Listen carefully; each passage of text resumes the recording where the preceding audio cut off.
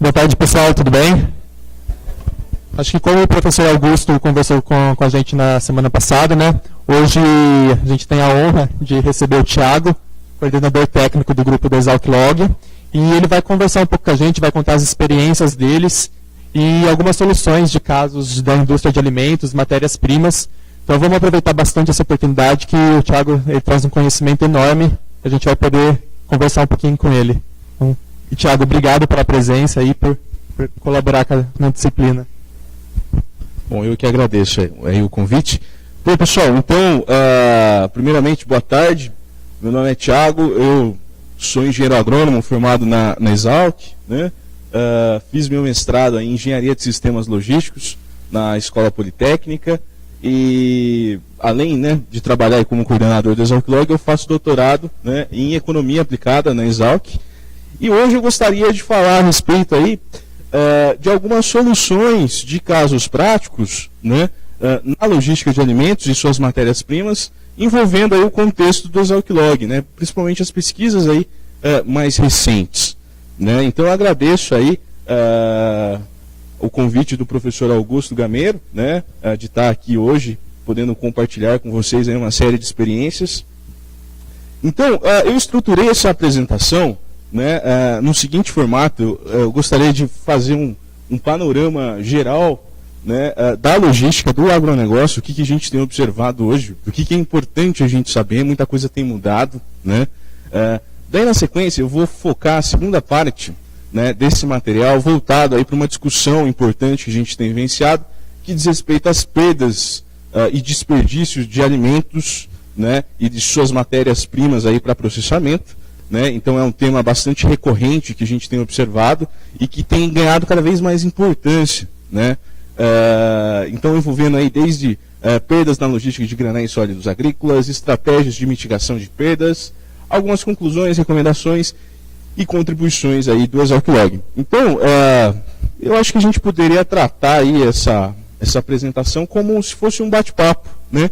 Então aqueles que tiverem aí qualquer dúvida ou qualquer contribuição aí adicional, fiquem à vontade aí para se manifestar, né, durante a exposição.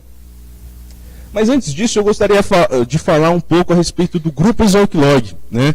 Então, nós somos um grupo de pesquisa e extensão em logística agroindustrial, né, sediado aí dentro do Departamento de Economia, Administração e Sociologia da Exalc, né?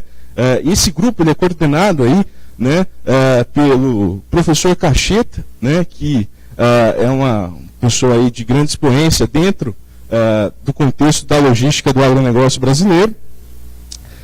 E o grupo ExalcLog ele foi fundado aí em 2003, né? Inclusive o professor Augusto Gameiro é um pesquisador convidado aí do grupo, inclusive um dos membros fundadores do grupo ExalcLog, né?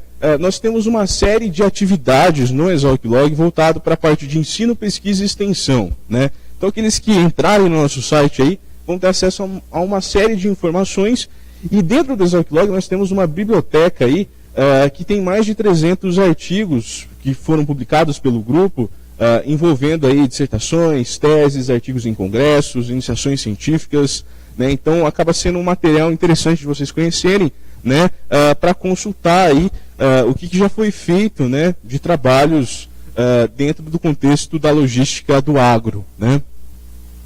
Bom, além disso, né, nós temos aí um projeto que ele ocorre desde 1997, que é extremamente importante, né, que é o projeto Cifreca, né, que é o Sistema de Informações de Fretes, né? Então nós realizamos aí semanalmente o acompanhamento de indicadores de preços de fretes que são praticados no mercado, né?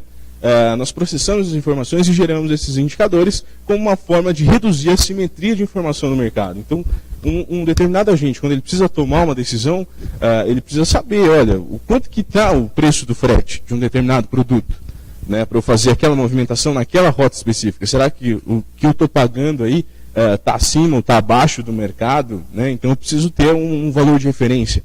Ou para eu desenvolver um projeto aí de logística, eu preciso saber a sazonalidade, o comportamento histórico dos preços de fretes, como que foi o passado, qual que é a tendência para o próximo ano, né? Então a gente gera uma série de informações nesse sentido. Bom, além disso, nós temos um outro grande projeto na ExalcLog, que é o Sistema de Informações de Armazenagem, onde nós mapeamos aí as capacidades de armazenagens, né, e fazemos uma série de análises envolvendo, por exemplo, se vale a pena ou não armazenar. Então essa é uma decisão bastante estratégica, né, e recorrente no contexto da logística, né, se vale a pena ou não armazenar e se, né, isso de fato a armazenagem traz benefício ou não e por quanto tempo eu devo armazenar o meu produto de tal forma que eu vou obter o ganho máximo aí possível com uma estratégia aí de armazenagem. Eu vou comentar bastante também a respeito de armazenagem, né? Bom, nesse contexto, saindo agora dessa explanação sobre o Exoc Log, eu queria voltar lá naquela boa e velha definição de logística que vocês, com certeza, já tiveram contato aí inúmeras vezes, não só na disciplina, né? Mas, logística, quem consegue me definir o que é logística, hein? Sem copiar ali no slide. Vocês me falassem aí, tentassem resumir em uma ou duas palavras o que é logística. Bom, o que a gente precisa entender é que logística não é só transporte. Muitas vezes tem essa associação, né, de logística ser igual a transporte, né? Não, logística é muito mais do que isso. Logística envolve um conjunto de atividades, né, inclusive de planejamento de sistemas físicos, né, informacionais e gerenciais necessários aí para que insumos e produtos vençam condicionantes espaciais e temporais de forma econômica, né? Então, logística, na verdade, envolve aí uma série, né, de atividades, inclusive a própria gestão de informações, né, que visa, né, fazer com que as coisas cheguem no lugar certo. Essas coisas podem ser informações, podem ser produtos, podem ser insumos, né, cheguem no lugar certo, na hora certa, em condições adequadas e que se gaste o menos possível com isso, né?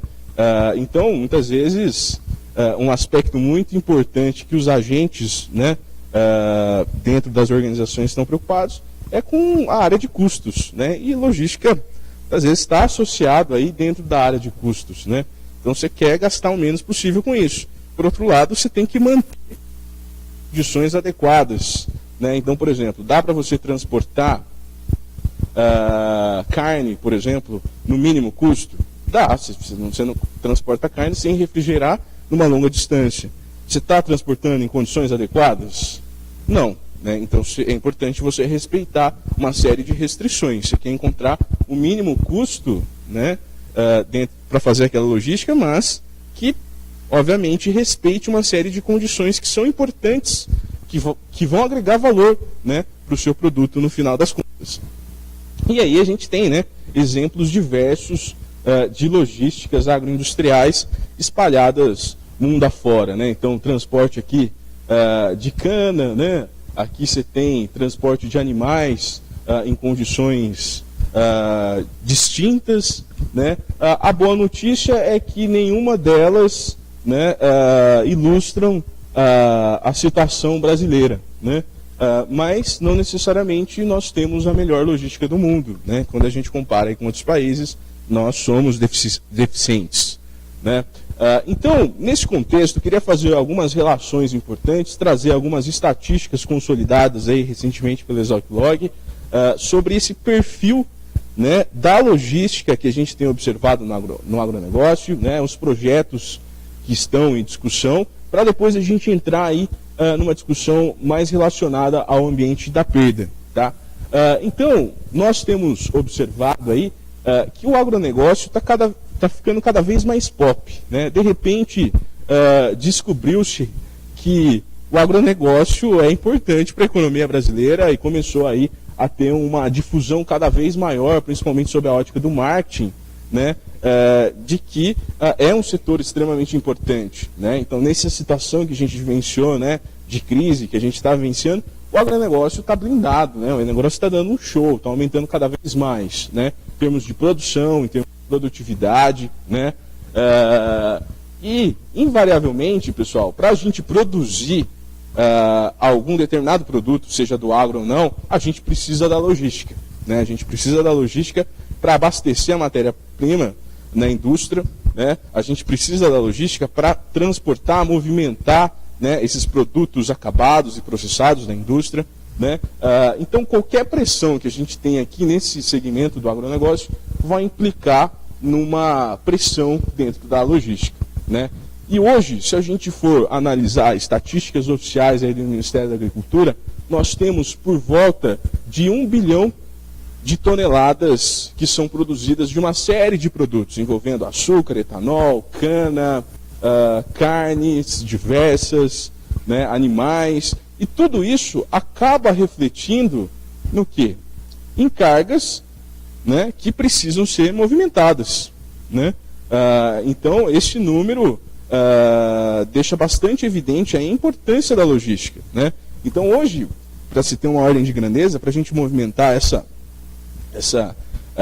esse volume de 1 bilhão, né, de toneladas de cargas do segmento do agronegócio, né, não só falando agricultura, mas também pecuária e os seus produtos processados e derivados, a gente precisa aí de 120 bilhões no ano, né? E mais especificamente ainda, o próprio Ministério da Agricultura solta aí todo ano relatórios de projeção de como que vai ser a produção nos próximos 10 anos, né? Então, no último relatório, a expectativa aí é que a nossa produção, né, de todos os produtos aí do agro, dos principais produtos do agro, aumentem na ordem de 23,62%.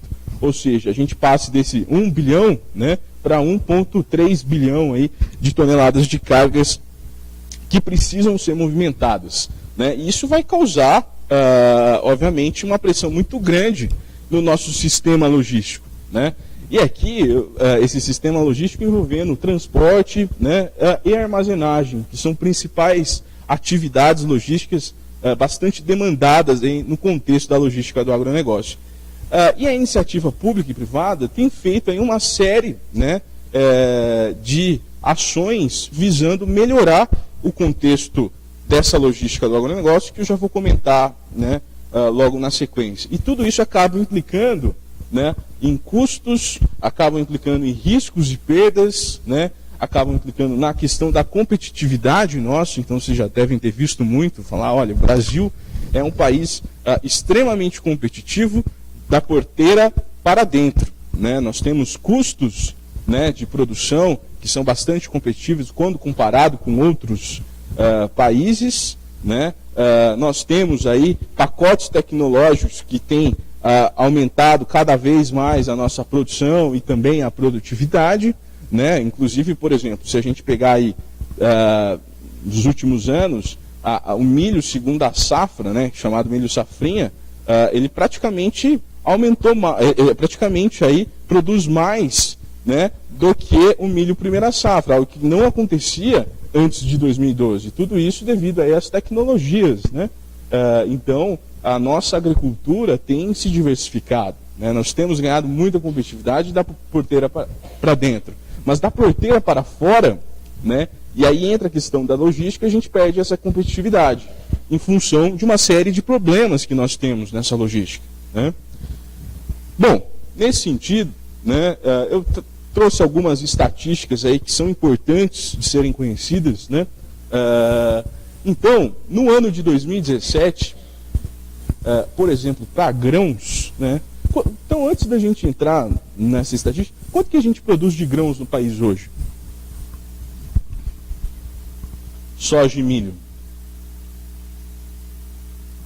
Então, eu vou passar aqui um número aproximado, tá? Para vocês refletirem, né? Então, cada brasileiro hoje, né, tem 1 tonelada de grãos, né, e 1 cabeça de gado, né?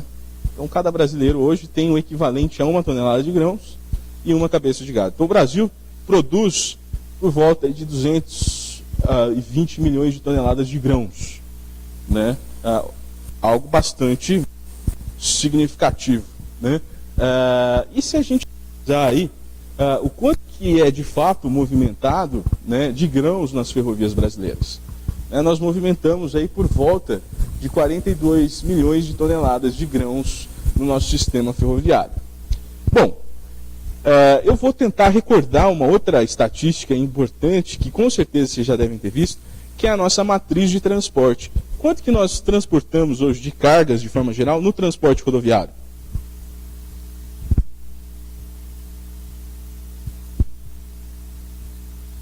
Quantos por cento? Não, olha, nós transportamos hoje por volta de 60%, né, das nossas cargas no transporte rodoviário, especificamente. E 20% aí no transporte ferroviário das nossas cargas. Né? Aí eu pergunto, isso é bom para o país? Por que não é bom? A pergunta depende do que você está analisando, mas o Brasil é um país de dimensões continentais que tem uma matriz de transporte que é predominantemente rodoviária. Isso acaba sendo ruim, né?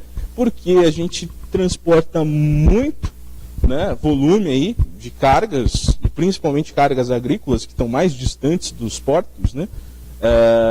Dentro do modal rodoviário, e o modal rodoviário ele é um modal mais caro para as médias e longas distâncias. Isso acaba tirando competitividade. Mas por que a gente não transporta mais, né,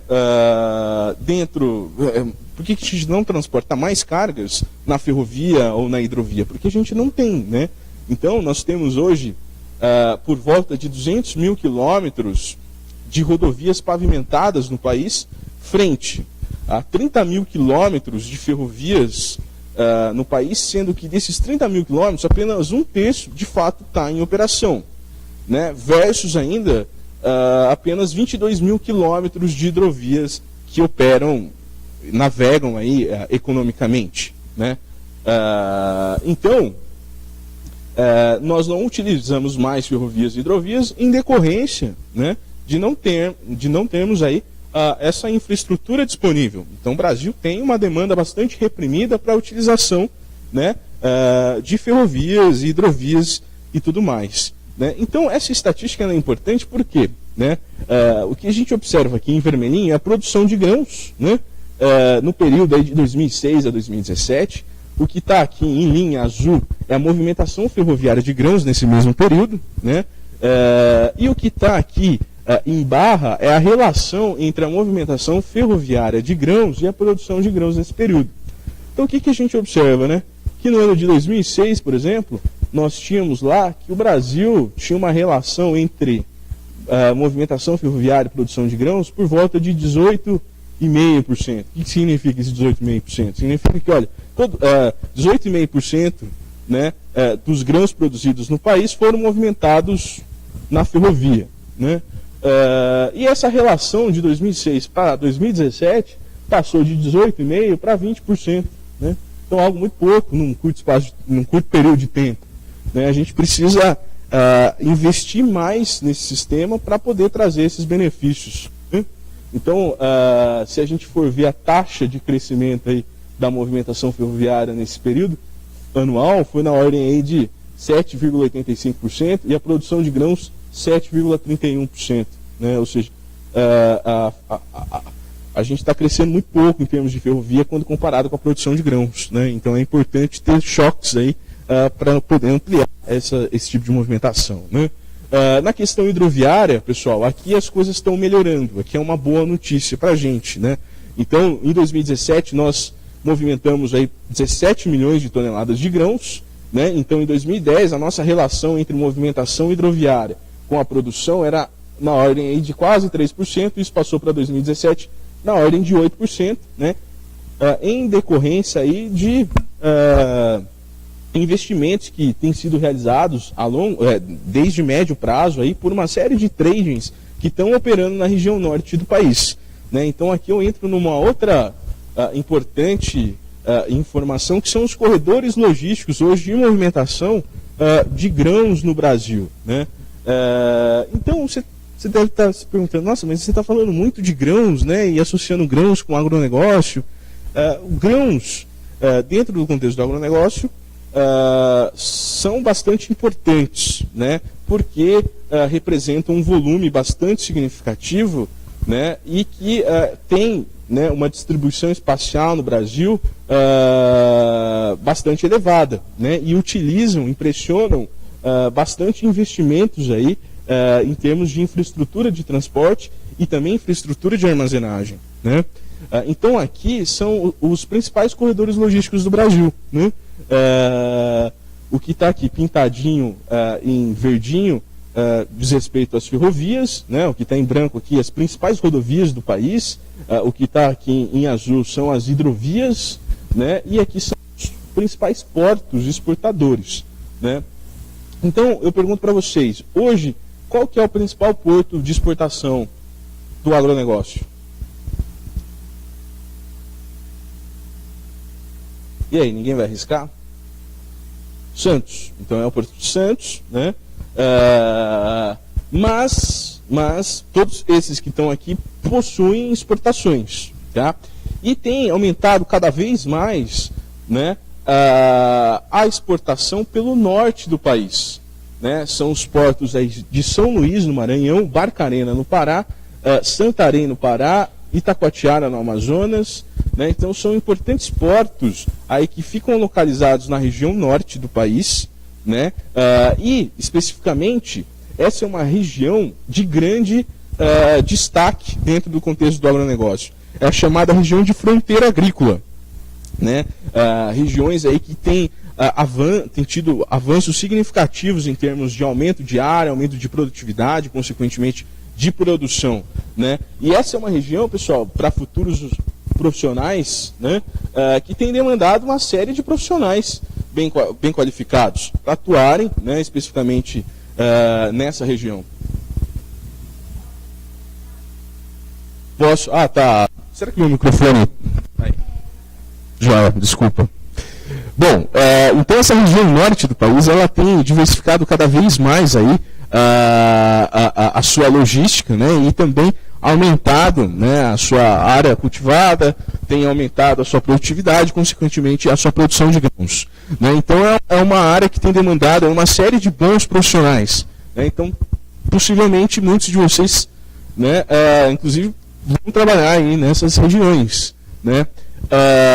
E aqui é uma região bastante interessante, que ela tem uma predominância maior aí, né, de hidrovias, né?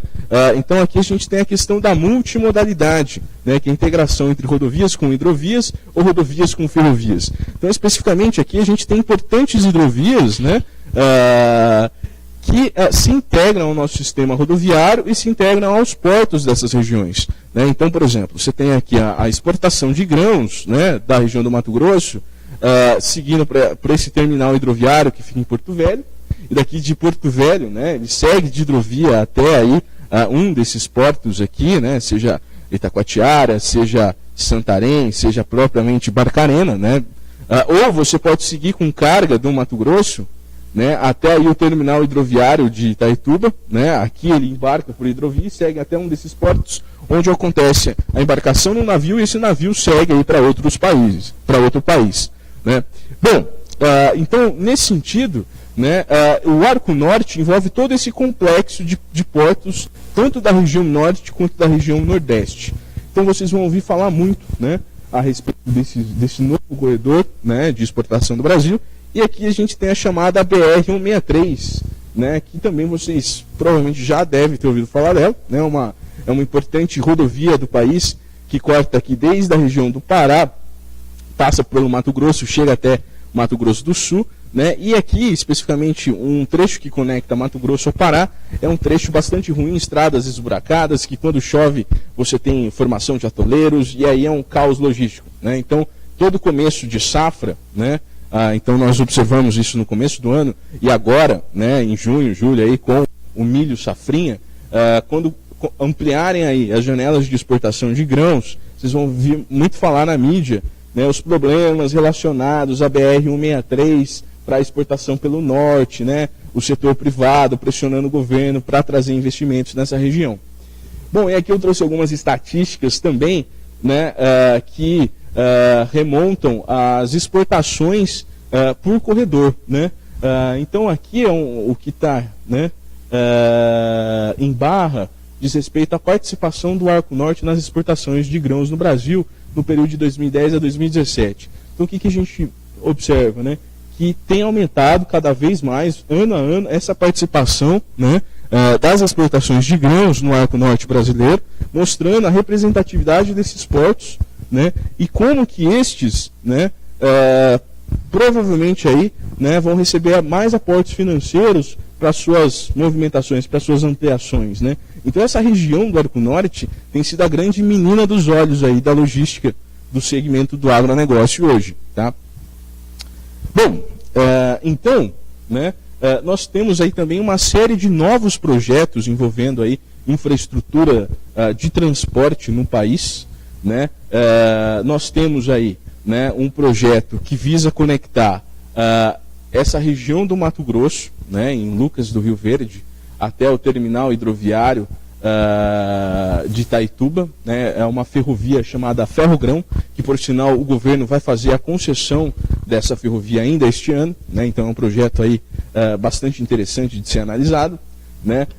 Você tem também, né, a expansão do sistema ferroviário, né, que hoje está em Rondonópolis, ele pode seguir até Lucas do Rio Verde, né. Existe também, né, a Ferrovia Norte-Sul, né? Então todo mundo provavelmente já ouviu falar da Ferrovia Norte-Sul, é um projeto que iniciou no governo Sarney, que ela tinha como objetivo cortar o Brasil de norte a sul, né? Mas hoje o que está em operação é esse trecho aqui de São Luís, até aqui essa região, né, de Palmas, no Tocantins, né? E essa região aqui de Goiás para baixo, né? Então esse trecho aqui, né, ele vai também ter a concessão nesse ano, né? E daí nós temos um outro projeto ferroviário interessante, que é a conexão do Pará aí, né, Santana do Araguaia, até o terminal portuário aí de Barcarena, até o porto de Barcarena. Então esses são os principais projetos aí que têm sido colocados. Bom, daí um outro ponto importante, né? Vamos pensar, eu falei muito sobre matéria-prima e sobre os grãos, mas vamos pensar agora um pouco a respeito dos produtos acabados, né? Vamos pensar um pouco em termos de carne. Qual que é a representatividade, por exemplo, no transporte de carne nas ferrovias e hidrovias? O que vocês acham? É baixo ainda, muito baixo. Então, para você fazer o transporte, né, de carnes, né, você precisa ter, utilizar aí containers refrigerados, né? Então nós temos aí um problema sério ainda com containers na logística aí, ferroviária, principalmente relacionada aí à questão de containers refrigerados, mas as concessionárias ferroviárias estão bastante interessadas em ampliar, né, a movimentação aí, desses produtos, né, utilizando containers, né, aumentar principalmente a movimentação de containers nas ferrovias brasileiras, né, inclusive já tem sido discutida aí uma série de projetos para isso. Um projeto bastante interessante é que quando a gente sempre compara aí a logística nossa com a dos Estados Unidos, né? Nos Estados Unidos eles têm um sistema de transporte de container que ele é tipo double deck, você consegue transportar 2 containers, um em cima do outro, né? Então isso é algo bastante interessante, porque você duplica a sua capacidade de transporte ferroviário usando esses 2 containers, um em cima do outro, né? Então o Brasil tem condições aí de ter esses tipos de projeto também, mas uma grande limitação aí relacionada à movimentação de containers nas ferrovias brasileiras é que a nossa velocidade média ela é baixa, né? Então a velocidade média no transporte ferroviário hoje é algo em torno de 35 km por hora, né?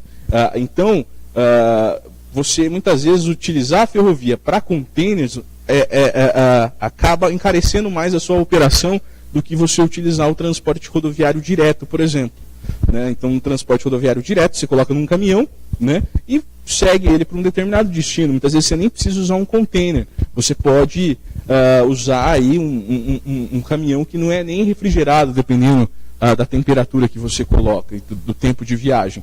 Enquanto que, para você utilizar uma ferrovia, você vai ter que fazer o transporte rodoviário, né, dessa indústria até aí um terminal ferroviário. Chegando no terminal ferroviário, você vai ter que plugar o seu container, né, na energia elétrica, então vai depender da quantidade de tomadas que tem ali, né, e logo na sequência você vai ter que colocar esse container dentro da ferrovia e fazer a movimentação, né. E um gargalo importante que a gente observa também no transporte de containers, aí, principalmente para carne, né, no país hoje, relacionado à exportação especificamente, é que nas regiões norte do país nós temos uma proximidade maior, né, com o mercado asiático, principalmente utilizando o canal do Panamá. Então isso é uma vantagem comparativa desses portos na região norte. Por outro lado, ainda nós temos problemas simples que precisam ser resolvidos, como, por exemplo, falta de tomadas, né, para você colocar containers refrigerados, né? Então esse é um aspecto também interessante aí relacionado ao setor de carnes, né? Bom, eu vou deixar esse material com vocês, eu não vou entrar muito no detalhe desse projeto da Ferrogrão, vou deixar aqui essas discussões. Bom, e daí, pessoal, um outro aspecto importante aí relacionado à nossa logística diz respeito, né, à armazenagem que nós temos hoje. Então, para que serve a armazenagem?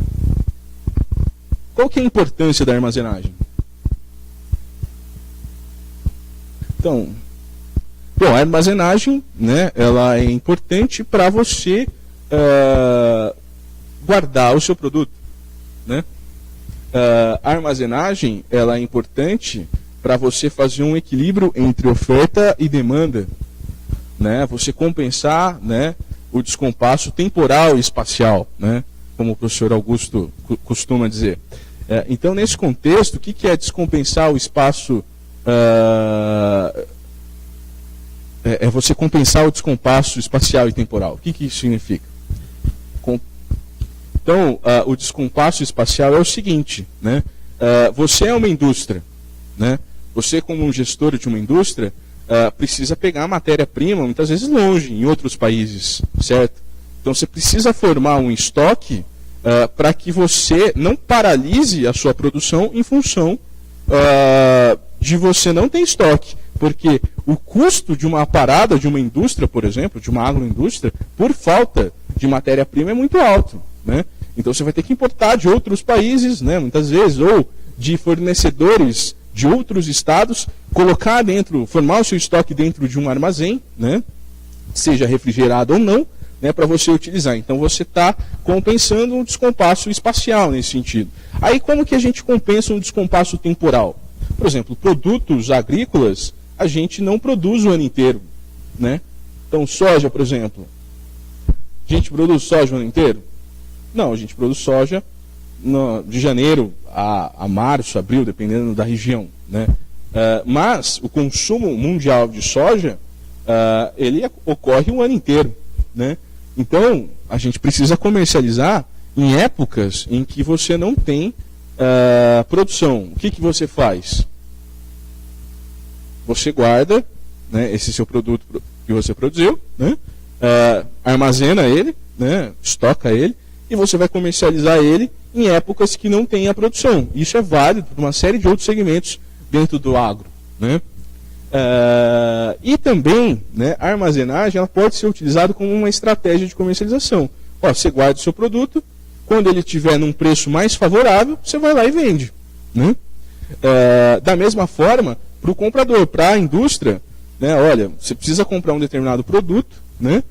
Esse produto ele custa muito caro agora, mas eu sei que numa outra época ele vai custar mais barato. Então você compra naquela época, forma o seu estoque, né? E daí você vai consumindo aquele estoque ao longo do tempo, né? Como uma forma de você reduzir aí os seus custos. E uma outra característica importante da armazenagem, pessoal, diz respeito à qualidade, né? A armazenagem é extremamente importante, né? Você estocar um determinado produto que você consiga manter a qualidade daquele produto, né? Você não vai armazenar um produto que chegar no final das contas ele vai estar ruim para comercialização, né? Você precisa ter aí uma gestão adequada para manter a qualidade do produto. Dificilmente na logística você vai melhorar a qualidade do seu produto, né? A não ser que você transforme ele em outro produto, né? Por exemplo, como os processados. Então, se a gente pega aí o segmento dos hortifruti granjeiros, né? Se a gente processa esse produto, a gente está criando um novo produto e aí sim a logística está mudando, né?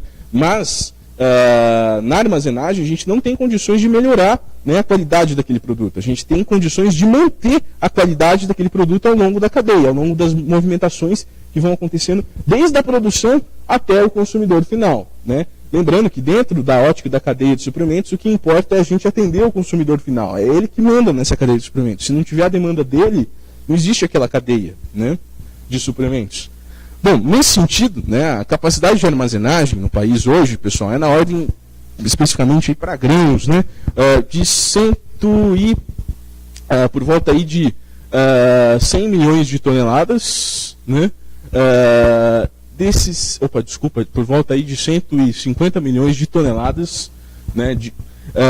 E a gente consegue armazenar, né, por volta de 75% da produção de grãos. Eu pergunto, isso é bom ou é ruim? Isso é ruim, né? Então, a gente precisa ter um sistema de armazenagem que consiga pelo menos armazenar tudo, né? Então, quando a gente compara, por exemplo, com os Estados Unidos, lá eles conseguem armazenar toda a produção deles, mais 50%. Ou seja, eles têm uma capacidade de armazenagem de 150% em relação à sua produção, né? E mais especificamente ainda, hoje, né, apenas 15% dos nossos armazéns estão localizados dentro das fazendas, enquanto que nos Estados Unidos isso é algo em torno aí de 55%, ou seja, lá o poder de decisão fica mais por conta do produtor, e isso traz impactos aí na indústria, obviamente, na relação comercial entre os agentes, né? E se a gente observar as taxas de crescimento ali, a produção de grãos tem aumentado mais do que a taxa de crescimento aí da infraestrutura de armazenagem no país. Ou seja, ano a ano a gente está aumentando cada vez mais o déficit nosso de armazenagem, né? E isso acaba sendo ruim, né?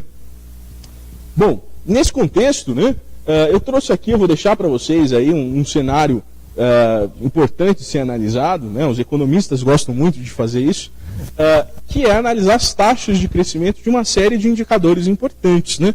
Então a gente tem observado aí, para o período 2010-2017, a produção de grãos aumentou 70%, a nossa capacidade de armazenagem aumentou apenas 41%, né? As exportações nossas triplicaram, né? A exportação nossa pelo corredor do Arco Norte, por exemplo, ela foi multiplicada por quase 6, né?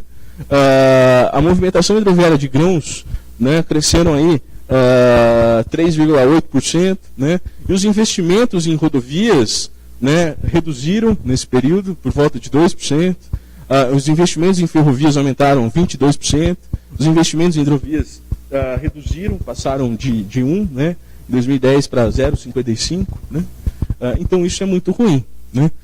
E daí nós temos uma série de riscos também, eu deixo elencado aqui para vocês, que afetam a logística, né? Então muitas vezes riscos que não são tão triviais assim de serem identificados, né? Então, por exemplo, mudanças não esperadas nas condições climáticas, isso pode afetar a nossa logística. Então, chuva é algo que afeta muito a nossa logística, né?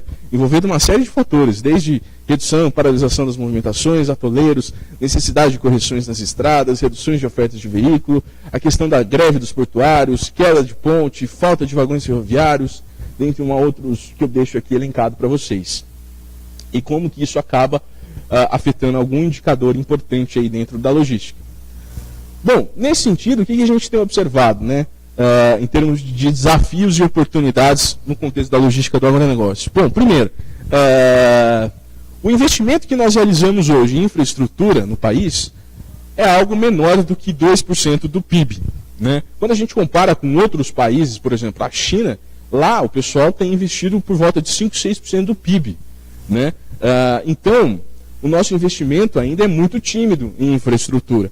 E mais especificamente ainda, investir em infraestrutura é uma condição necessária para o crescimento econômico. Se a gente não investe em infraestrutura, o Brasil não cresce, né? Então a gente precisa aumentar mais investimentos em infraestrutura para propiciar aí o aumento da atividade econômica no país.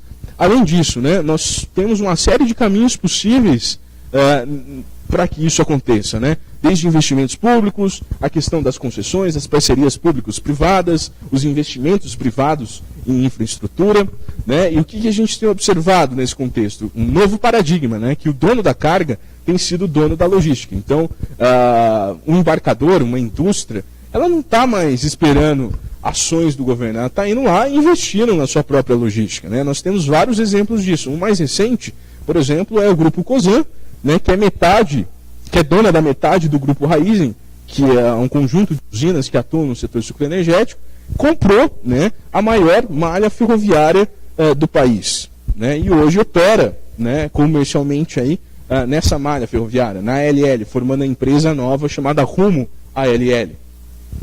Você tem também um cenário econômico que traz aí uma série de incertezas no ambiente regulatório, e nós temos ainda uma PEC que estabelece um teto de gastos, então dificilmente o Brasil vai mudar o seu cenário de investimentos públicos relacionados à infraestrutura no país, né? Nós temos um outro aspecto mais relacionado ao ambiente político, né? E principalmente como nós estamos no momento de eleição, é importante a gente saber escolher bem todos os nossos candidatos, mas existe sempre aquela dualidade entre a política de Estado versus a política de mandato, né? Então o investimento em infraestrutura é algo de médio e longo prazo, né? E muitas vezes você não consegue contemplar isso num mandato de 4 ou 8 anos, né? O político muitas vezes não se interessa porque não vai dar um retorno para ele, para a sua visibilidade dele, pleiteando uma reeleição, né? Então, nesse contexto, é importante pensar a infraestrutura logística no país como uma política de Estado, de médio e longo prazo, que deve ser seguida, deve ter uma agenda mínima que deve ser seguida, né?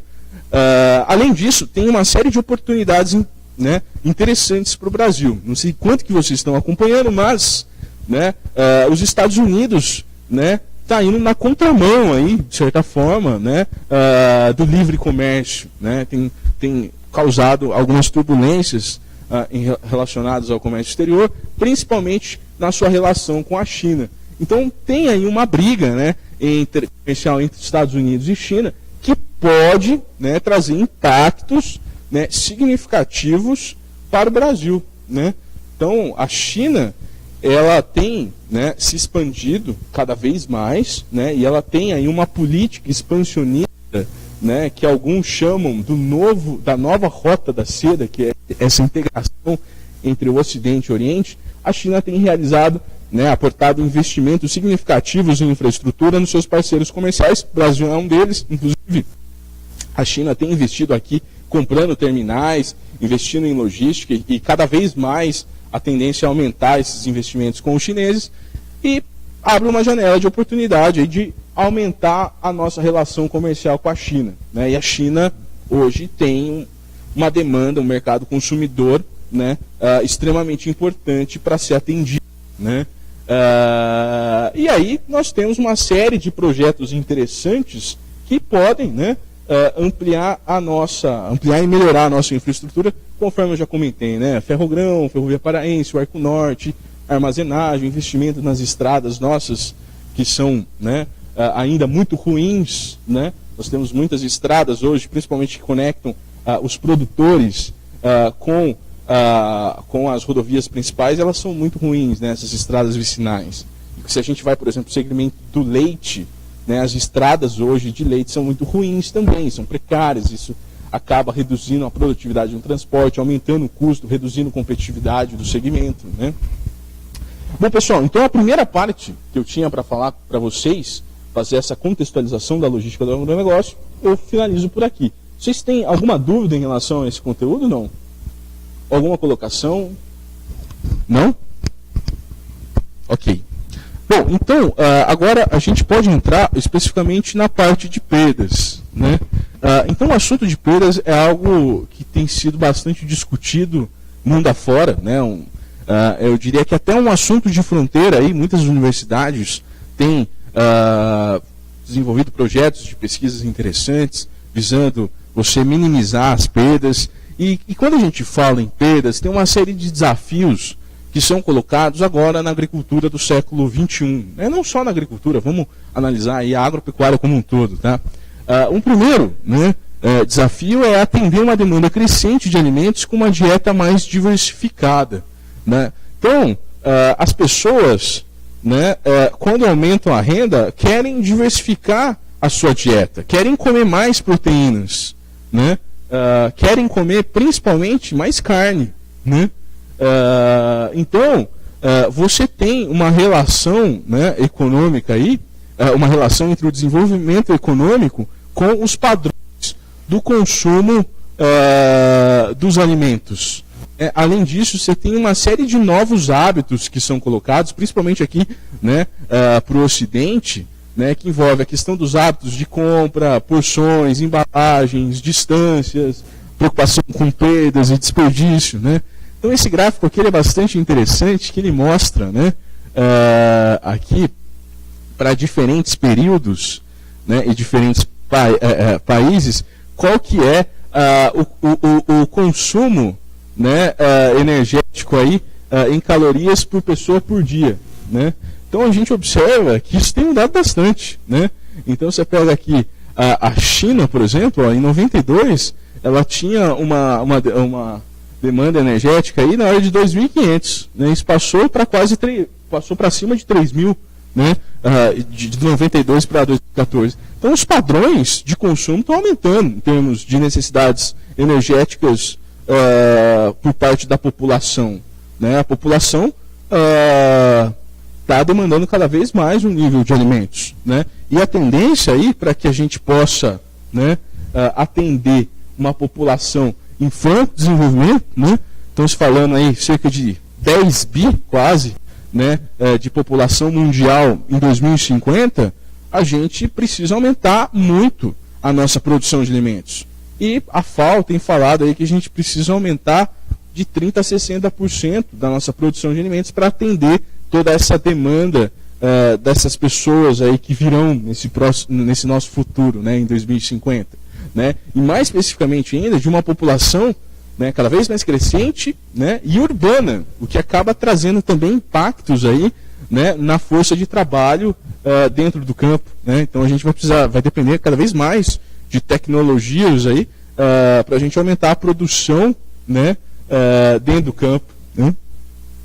E mais especificamente ainda, com uma diversidade de matéria-prima e demanda para a produção de bioenergia e combustíveis e adaptações às mudanças climáticas. Né? Então nós temos aí vários efeitos. Né?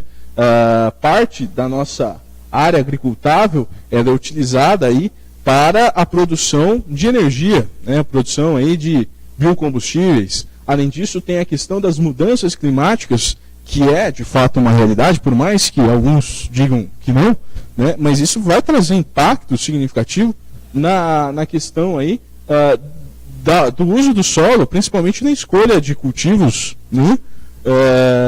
E nós temos também, né, a questão aí de degradação do solo, que pode trazer impactos também em termos de produtividade. Né?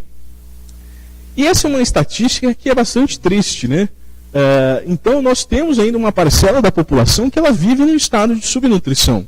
Né? Então por volta aí de 12%, né, da população mundial não tem condições, não tem acesso, né, a uma alimentação adequada, vive no estado de subnutrição. Né? Então isso chama bastante atenção. E uma estatística recente também que eu vi do Brasil, né, é que por volta aí de 10 milhões de pessoas no país hoje vivem em condições de extrema pobreza, né, com uma renda inferior a R$40 por mês. Né? Então é algo que assusta bastante, ainda mais se a gente refletir que o Brasil é um dos principais produtores de alimentos do mundo.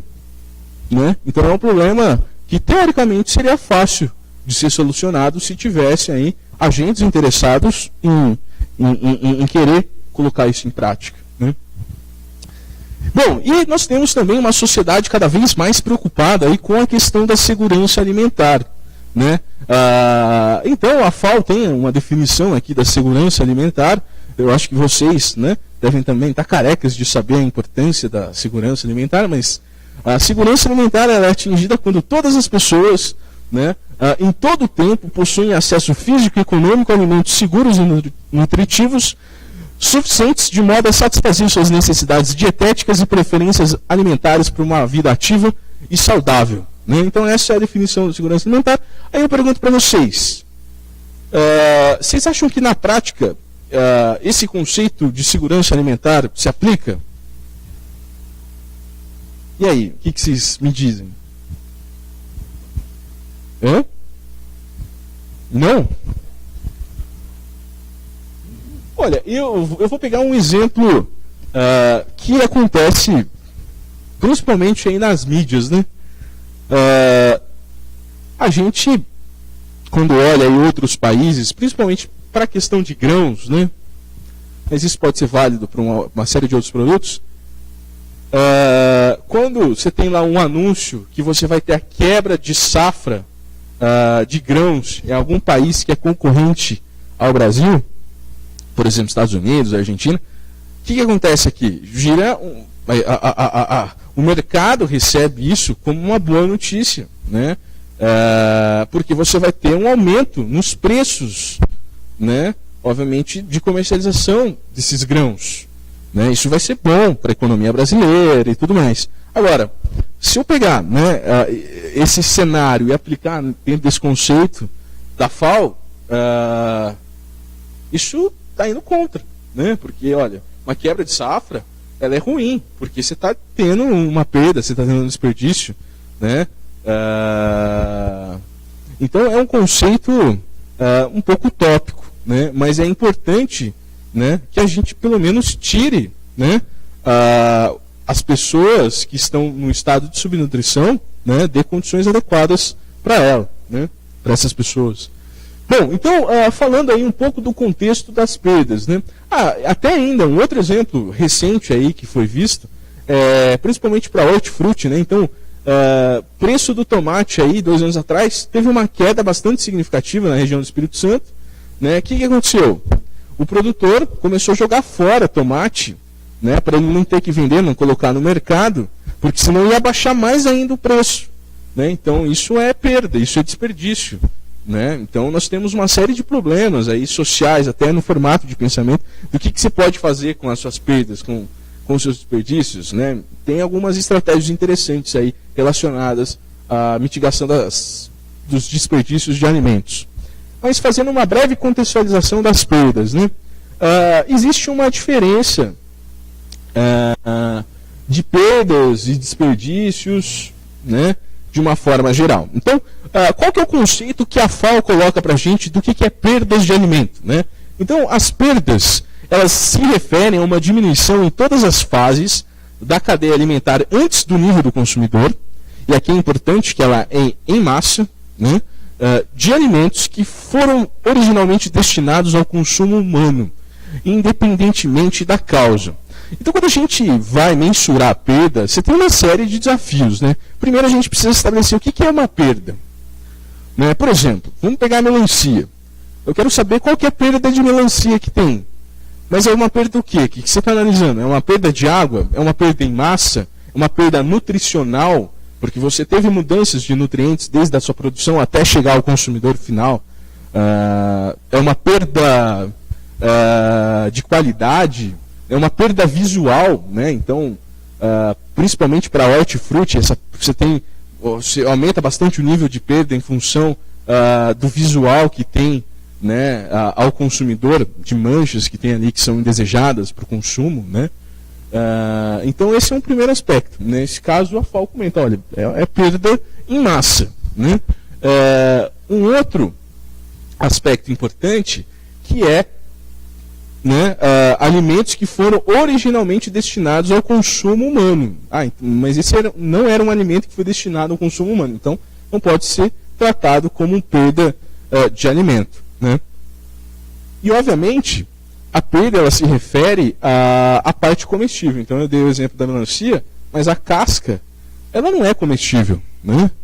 Portanto, essa casca não vai entrar na contabilidade aí da perda, né? Então tem uma série de protocolos importantes aí que precisam ser seguidos para você mensurar adequadamente essas perdas, né?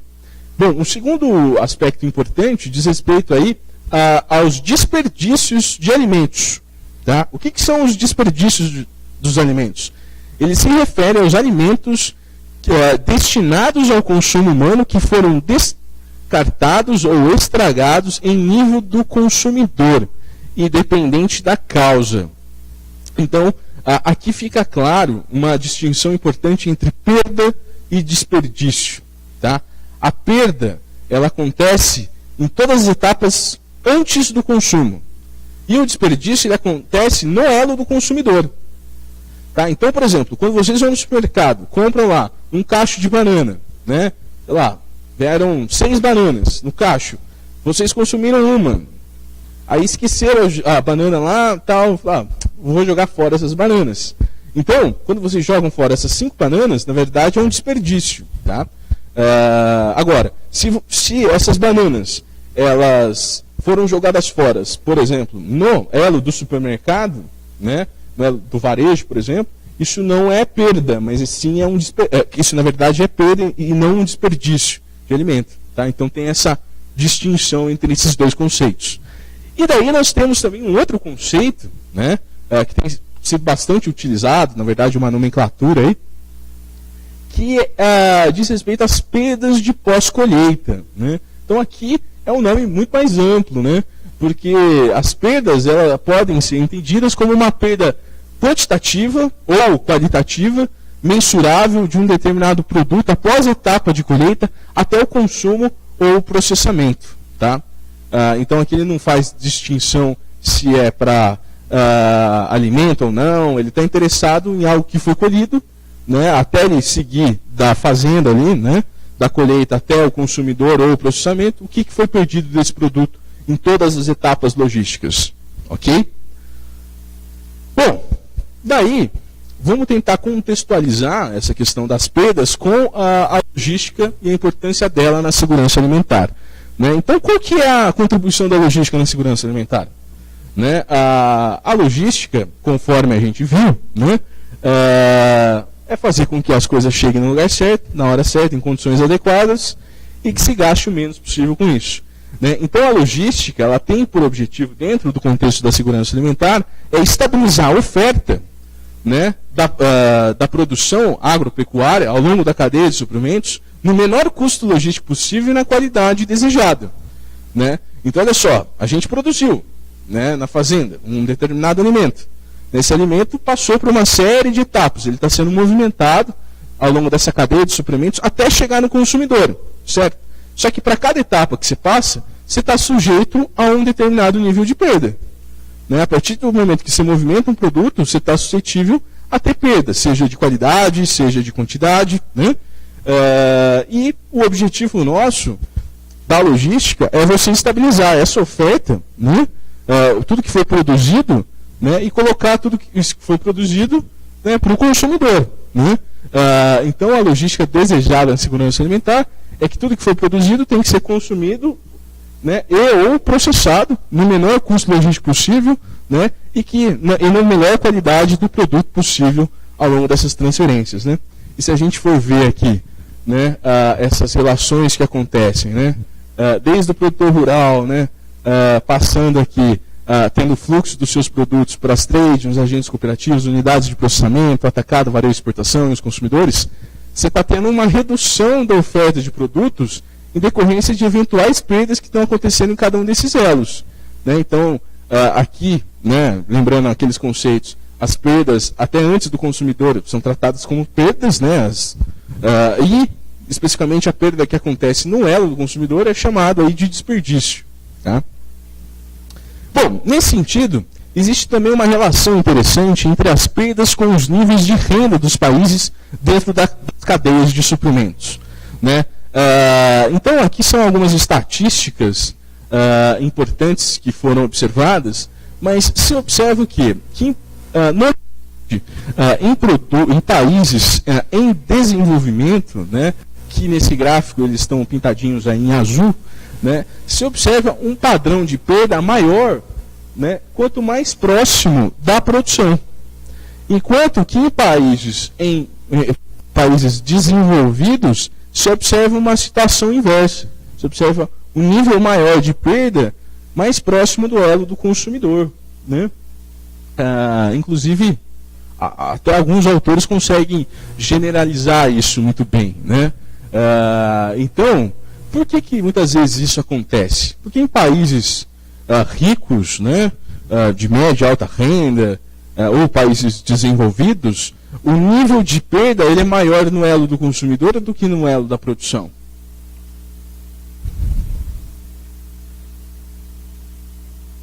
Bom, uma série de problemas relacionados aí ao padrão de consumo. Então, muitas vezes você acaba comprando mais do que você de fato está demandando. Né? Além disso, você também tem problemas relacionados à questão de estoque. Você forma mais estoque do que realmente você precisa, né, de forma a garantir a qualidade do cliente. Então o cliente ele é bastante exigente, né? principalmente nesses países. Então, se você tem uma manchinha lá num determinado produto, aquele consumidor ele não vai querer, né? Não, esse é um produto que não me interessa mais. E isso acaba gerando uma estatística de perda, de perda, né? Agora, quando a gente fala em países de baixa renda, né, o nível de perda é maior nas fazendas, na armazenagem, né, em decorrência da questão aí da tecnificação utilizada, as tecnologias que são utilizadas, né? Então, por exemplo, no Brasil hoje nós temos um silo que é utilizado aí para armazenagem de grãos. Todo mundo já deve ter visto um silo, né? É uma alta tecnologia, né, que está sendo colocada ali. Agora, quando a gente compara esse silo com um sistema de armazenagem na África, né, e eu deixo aqui como uma tarefa para vocês fazerem, né, de forma voluntária, pesquisar como que é um silo na África, em algum país de lá, vocês vão ver que a situação é bastante diferente. E daí vocês vão entender por que em alguns países as perdas são superiores na fazenda do que em países outros, né, principalmente que tem uma renda maior. Bom, e um outro aspecto também, que existe uma preocupação relacionada às perdas, é a questão dos desperdícios que você tem nos seus insumos de produção, nos seus fatores de produção, né? Então, quando você produz algo que você está perdendo, você está tendo um desperdício de recursos. Você está tendo desperdícios do uso do solo, né? Então, parte do que você utilizou do seu solo, que era para gerar um alimento, alimentar alguém, está sendo jogado fora, né? É como se você não tivesse utilizado aquele solo. Você tem também a questão ambiental, né? Olha, você aumentar o seu nível de perda vai implicar você aumentar gastos ambientais. Você vai aumentar o seu nível de emissão, você vai gerar um nível maior de lixo, um nível maior de resíduos que precisam de logísticas para serem incineradas, né? Ou aterros de lixos. Você também tem a questão da pegada hídrica. Então, algo extremamente importante que a gente tem visto hoje, a importância da água, né? Então, tem muita gente estudando quanto que o Brasil exporta de água para os outros países via, né, produtos agrícolas, né? Então, obviamente, quando a gente tem um desperdício de um alimento, né, ou de um produto agrícola, você também está aí tendo um desperdício de água, né? E também um desperdício de energia. Então, aqui são assuntos interessantes para serem estudados, que são a quantificação, né, dessas outras perdas decorrentes das perdas físicas desses produtos, né? Bom, então eu vou apresentar aqui para vocês agora uma pesquisa que nós fizemos no Exalc-Log, né, envolvendo aí as perdas na logística de grãos, tá? São alguns aspectos importantes também que são discutidos no mercado, que podem ser aplicados para outras cadeias, não somente grãos, tá? Mas aqui eu trago primeiro o conceito que eu utilizei, né, nessa pesquisa de grãos especificamente. Então, o que é uma perda na agrologística de grãos, né? Então, essas perdas elas se referem às perdas em massa de todas as atividades logísticas envolvendo o transporte e a armazenagem, desde a etapa subsequente à colheita até a entrega no destino final dentro do território nacional e antes do processamento. Isso já vai ficar claro para vocês, né? Bom, então, olha só, quando a gente faz aí, né, a movimentação desses produtos, né, seja, por exemplo, esses grãos lá do Mato Grosso até Santos, né,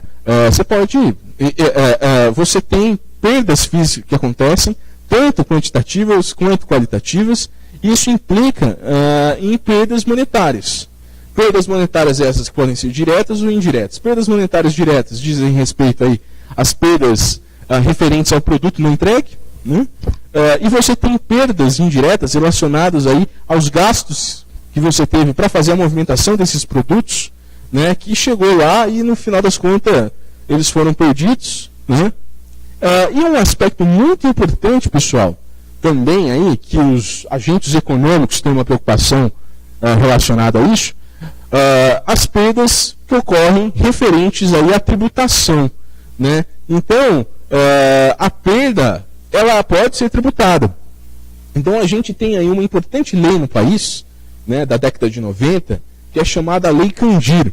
Essa lei ela possibilitou que produtos agrícolas, commodities de uma forma geral, entrando alguns produtos agrícolas, não passassem a ser tributadas para a exportação, né? Porém, a perda, a diferença de peso entre a origem e o destino, o porto, ela pode ser tributada. Isso pode gerar aí dividendos que assustam as organizações, né? Então é mais um custo indireto que você tem dessa perda. Então, envolvendo aí as perdas nas atividades logísticas de grãos no Brasil. Eu vou fazer uma pergunta aqui, uma enquete, antes da gente começar aí essa discussão. Quanto que vocês acham que a gente perde hoje no Brasil de grãos, especificamente?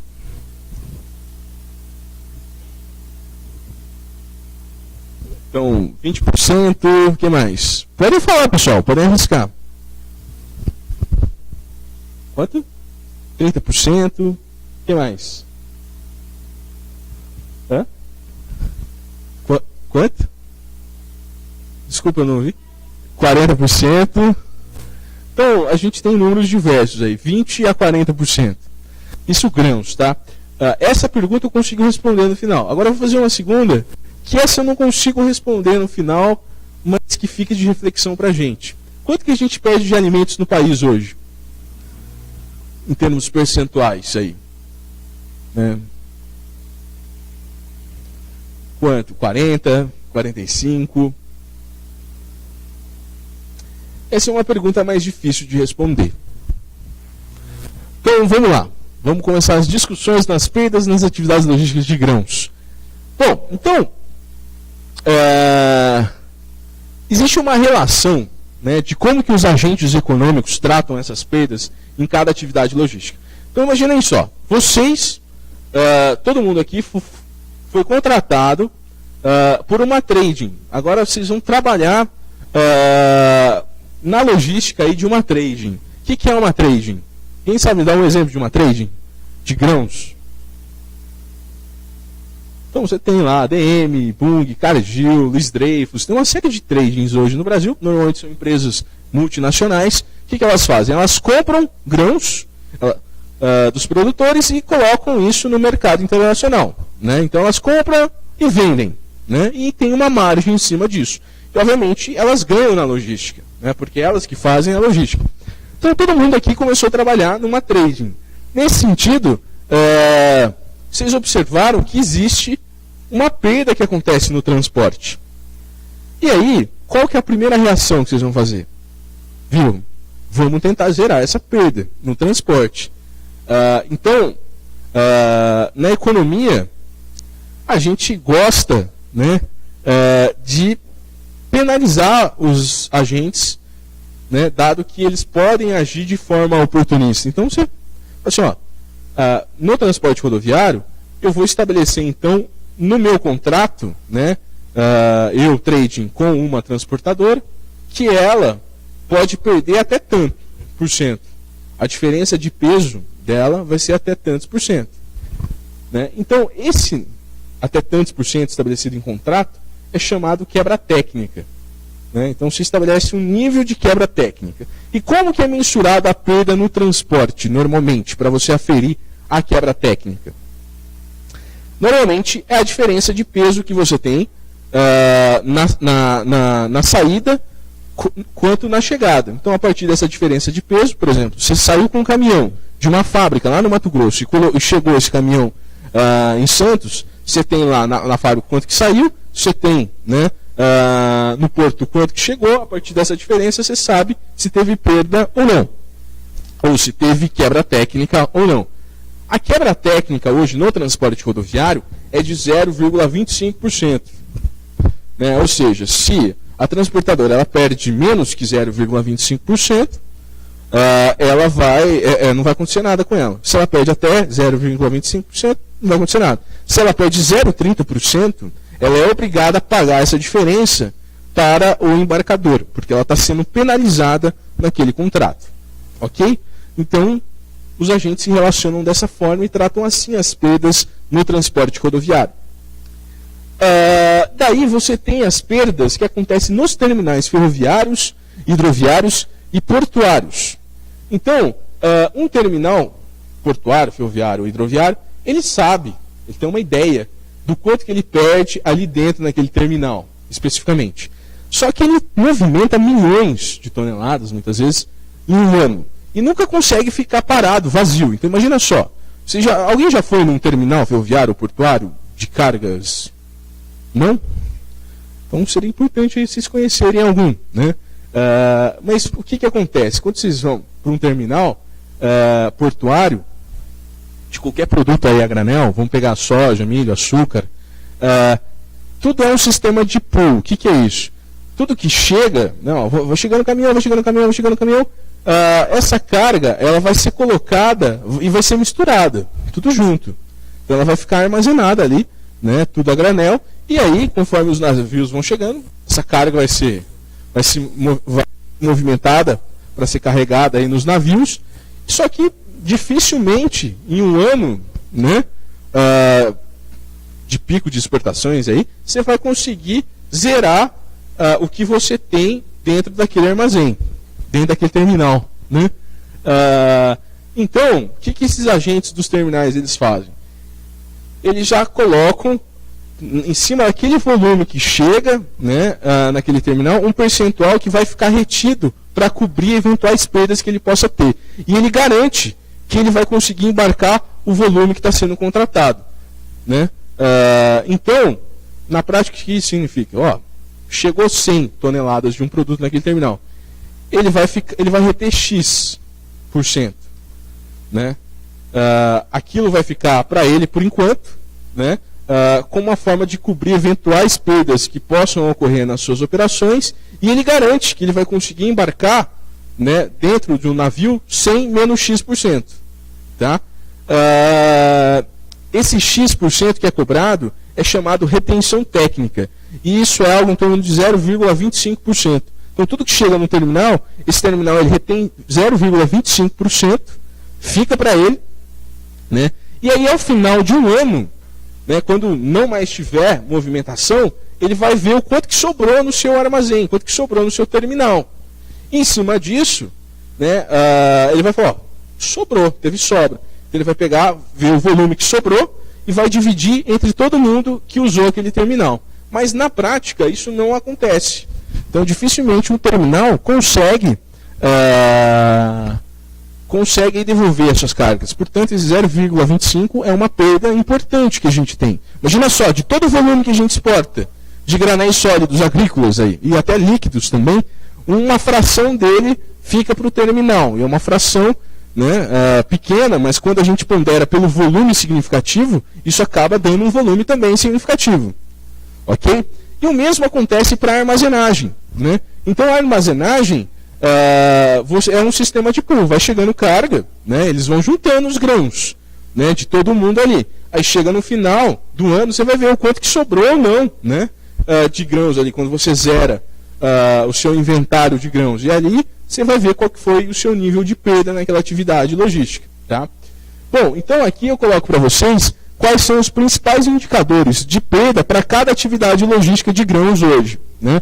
Então, no transporte rodoviário da fazenda para um armazém externo, esse nível médio de perda é na ordem de 0,5%. Né? E esse é um nível bastante alto, né? Porque você tem uma série de fatores que influenciam. Muitas vezes você utiliza estradas vicinais que são esburacadas, né, com caminhões avariados, com sobrepeso, que não estão ilonados. Quanto maior a trepidação que você tem no caminhão, maior a chance de vazar cargas, né? E daí, no transporte rodoviário, já de longas distâncias, aí, né, utilizando rodovias, né, e não estradas, você tem vias de boa qualidade e vias de não boa qualidade. Em vias de boa qualidade, esse nível de perda normalmente é 0,132%, de não boa qualidade na ordem de 0,267%. A perda no transporte ferroviário é na ordem de 170%, assim como o hidroviário. E a perda na armazenagem, ela depende do tempo que você está armazenando. Quanto maior o tempo de armazenagem, maior vai ser o seu nível de perda. Então hoje, na média, os armazéns nossos armazenam aí por volta de 3 meses. Né? Então, a gente tem um nível de perda médio na ordem de 0,3% por mês armazenado. Portanto, para uma média de 3 meses de armazenagem, a gente tem um nível médio de perda na ordem de 0,9%.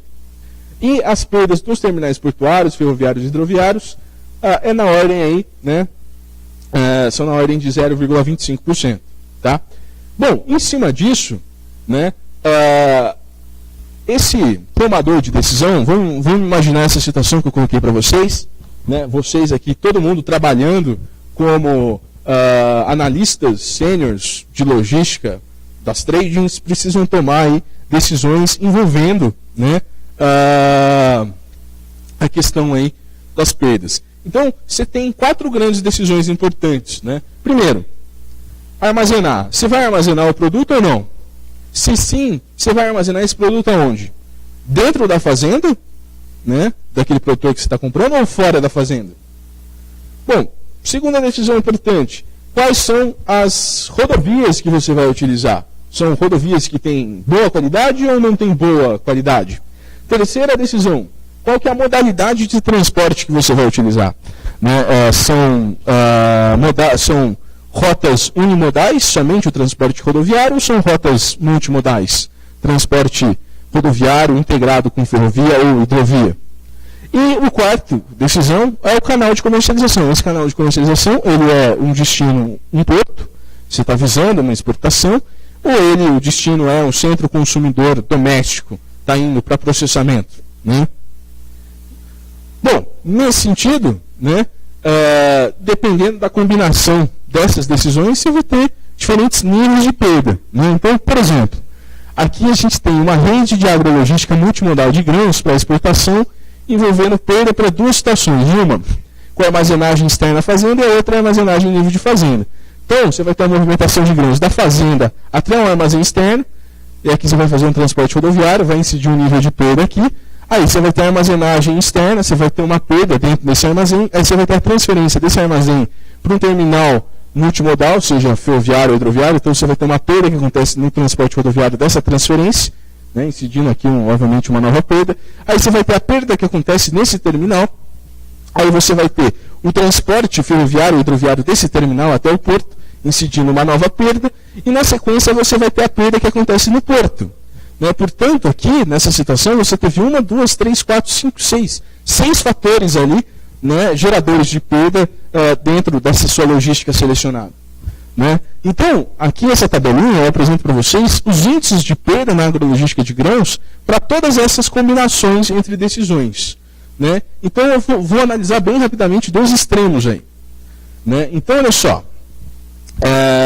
O extremo que gera o maior nível de perda é aquele em que você armazena externa à fazenda, que você utiliza rotas de não boa qualidade, utiliza aí operações multimodais e que o seu destino é o porto. Nessa logística, o seu nível médio de perda é de 2,316% em relação à quantidade que foi inicialmente colocada dentro dessa logística. Né? Então aqui é um caso mais extremo. Bom, vocês já devem ter uma evidência muito forte de que o nível de perda apresentado de grãos não chega próximo aí aos valores que vocês colocaram, que era de 20% a 40%. Né? Vou voltar nesse número daqui a pouco. Bom, 22, se a gente analisar aqui o outro extremo, né, aquela logística que gera o menor nível de perda teórica, né, é o que? Você não utilizar armazém, você utilizar rodovias de boa qualidade, você utilizar aí somente o transporte rodoviário direto e que o destino seja o mercado interno. O nível de perda nessa atividade, nessa logística como um todo, vai ser de 0,132%. Tá? Em função disso, a gente gerou aí, né, uma função de perdas na agrologística de grãos. Né? Então, essa perda ela vai depender de uma série de fatores. Mas aqui eu estou comparando esses efeitos, né, de uma forma interessante. Então, olha só, se eu tomo a decisão de armazenar, o meu nível de perda ele vai aumentar no mínimo em 0,895%, caso eu não opte por armazenar. Isso dentro da fazenda. Se eu armazenar externa à fazenda, o meu nível de perda vai passar de 0,895 para 1,385%. Né? E por que acontece isso? Por que o meu nível de perda é maior quando eu armazeno fora da fazenda do que quando eu armazeno na fazenda? Porque eu evito de ter o transporte rodoviário, porque na verdade eu tenho o transporte rodoviário de transferência da fazenda para o armazém, que utiliza muitas vezes estradas vicinais, em que você tem uma incidência de perda maior, que é na ordem de 0,5%. Aí você tem a questão da qualidade da via. Se você utiliza vias de boa qualidade, o seu nível médio de perda ele vai ser 0,54% menor do que você utilizar vias de não boa qualidade. Tá?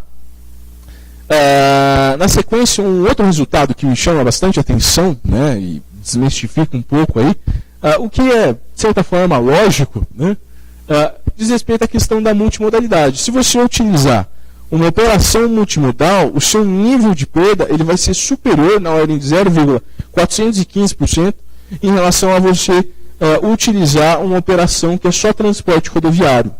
Então essa acaba sendo uma externalidade negativa que a gente observa no transporte ferroviário ou hidroviário, né, com a multimodalidade. A gente aumenta aí a utilização da multimodalidade, na verdade a gente está aumentando o número de movimentações que tem na logística. Consequentemente, quanto maior o número de movimentações que você tem na logística, maior a sua chance de você ter perda. Né? Então, esse é um outro aspecto. E aí, por último, é que quando você opta por exportar o seu produto, o seu nível de perda ele na ordem de 0,247% superior caso você opte aí por comercializar no mercado doméstico.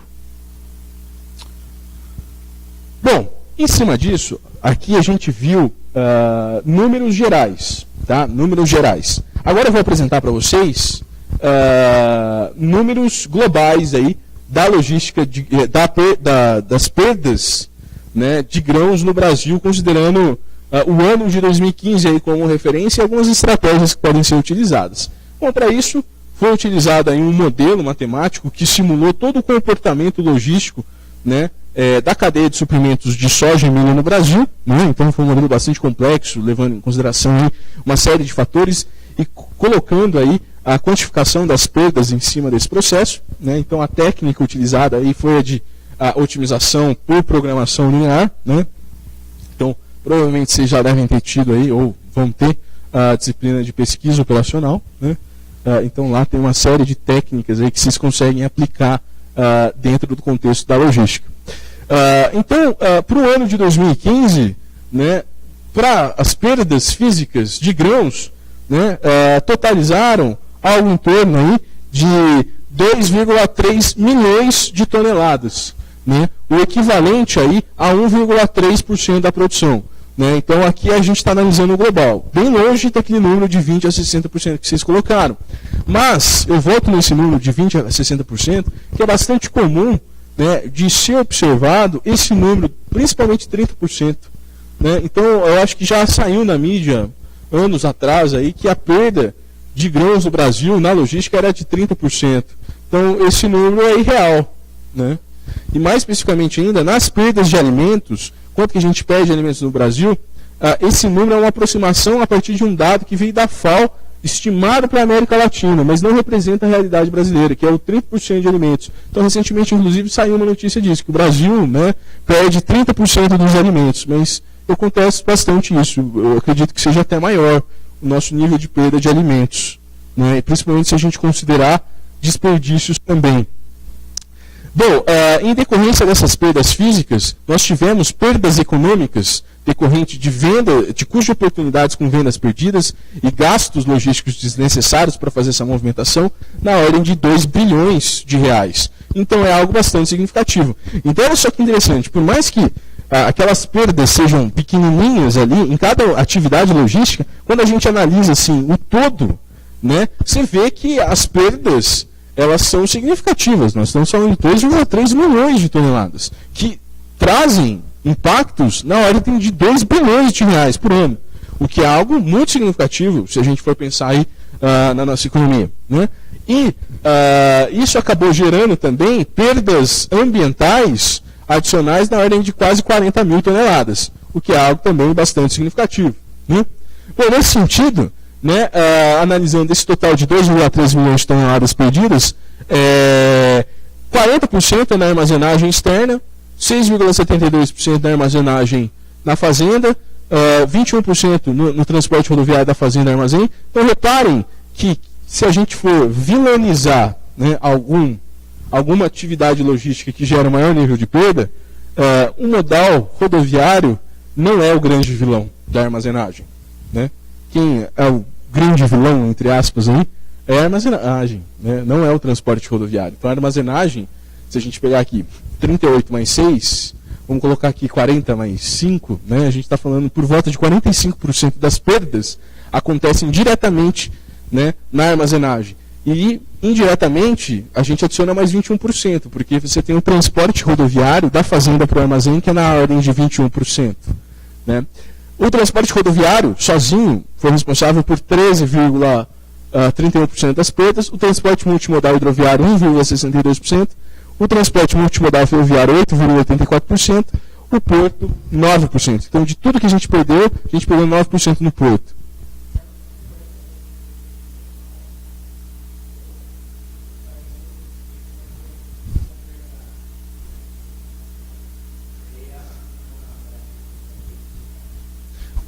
Então, não sei dizer se outros países têm um nível maior de perda na armazenagem, né?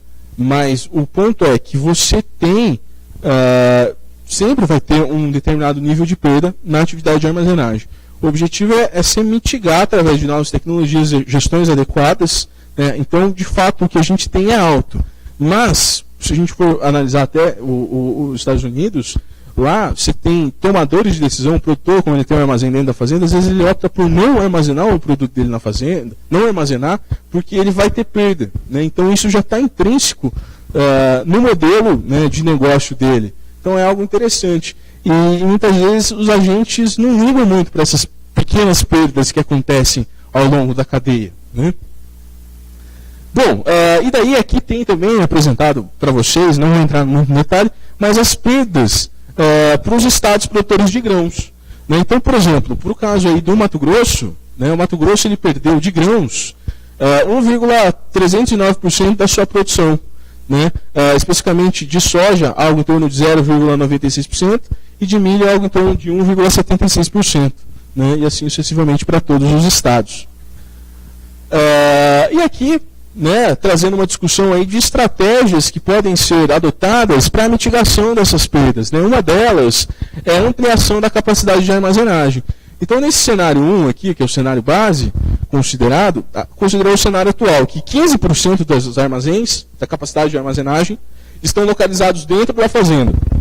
Se a gente passar desses 15% para 100%, ou seja, todo o nosso sistema de armazenagem, na verdade, ficasse dentro das fazendas, o que iria acontecer? O nosso potencial de perda seria na ordem de 21%. A gente reduziria, né, as nossas perdas em 21%, utilizando estratégias aí que sejam relacionadas a ampliar a capacidade de armazenagem dentro das fazendas.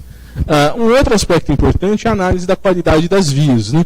Então, no Brasil hoje, nós temos aí que, por volta, né, de 6,3% das nossas vias estão classificadas como péssimas, 17,3% como ruins, 34,6% como regulares, 30,2% como boas e 11,6% como ótimas. Né? Então, quando a gente sai do estado de São Paulo, né, a realidade das nossas rodovias é outra. Né? Nós temos problemas sérios de qualidade da via. Né? Então, inclusive, aqui tem um gráficozinho que correlaciona a produção de granéis sólidos agrícolas com a classificação das rodovias dos estados aí como boas e ótimas. Né? Então você vê aqui o estado de São Paulo, né, tem um grande volume de produção, né, e um alto nível, né, de qualidade da via. Então quem está acima de 40% nessa situação que tem boas e ótimas rodovias é São Paulo, Mato Grosso do Sul, Paraná e Goiás. O resto, né, precisa melhorar muito aí as suas vias. Nesse sentido, pessoal, um dos cenários analisados é você melhorar a via. Né? Então, se pegar aquele indicador de rodovia boa, que era de 0,132, e aplicar ele para todo o Brasil, né, o que iria acontecer? Né? A gente teria um potencial de redução para a soja no Brasil de 8,29%, para milho na ordem de 5,62%, e aqui é apresentado para cada estado. No Mato Grosso, o potencial de redução das perdas com a melhoria da qualidade das vias, né, só das rodovias, na verdade, seria de 11,15%. Então é uma estratégia interessante que mostra claramente aí que se você melhorar a qualidade das vias, isso traz impactos outros, né? Então, quais são impactos outros aí, além da redução das perdas que a gente pode ter a partir da melhoria das vias? A gente pode aumentar a produtividade do transporte, aumentar a velocidade média do transporte, aumentar a segurança no transporte, reduzir consumo de combustível, reduzir manutenções com os equipamentos de transporte, reduzir gastos com pneus, tudo isso acaba afetando o custo de transporte, né? Um outro também cenário avaliado, principalmente aí nas estradas vicinais, né, é se a gente passasse esse indicador, né, da estrada vicinal de 0,5 para 0,132, que é o indicador de qualidade de via boa, o potencial de redução de perdas é na ordem de 16%. Então, a gente melhorar essas estradas vicinais, com certeza elas vão trazer impactos aí para a redução das perdas, né? Bom, e aí, pessoal, nós temos uma série de estratégias que são direcionadas para a mitigação das perdas, né?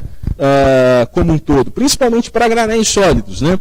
Envolvendo incentivo à renovação de frota no país. Nós temos uma frota nossa na média aí de 18 anos, né? A questão do estabelecimento de protocolos e rotinas de fiscalização nas operações logísticas, né? Então, muitas vezes, os agentes não fiscalizam se você está tendo perda ou não no transporte rodoviário, né?